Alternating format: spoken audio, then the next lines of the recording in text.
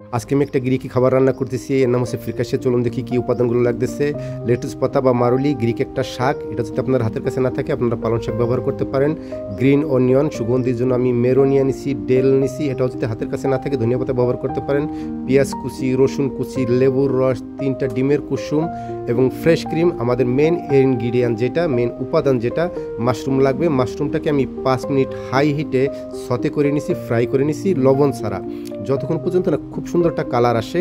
কালারটা আসলে আমি নামিয়ে রাখলাম মাশরুমটাকে। সাথে আমি পেঁয়াজ কুচি, রসুন কুচিটাকেও সতে করে নিচ্ছি, যতক্ষণ পর্যন্ত না সুন্দর একটা কালার আসে। আর সাথে আমাদের ভেজিটেবল স্টকটা লাগতেছে, তো আপনার চাইলে চিকেন স্টকটাও বানাতে পারেন, আমি ভেজিটেবল স্টক বানাইতেছি। আর ভিডিও শর্টকাটের কারণে আসলে আপনাদের সব উপাদানগুলো আমি দেখাইতে পারতেছি না, এর জন্য আমি দুঃখিত।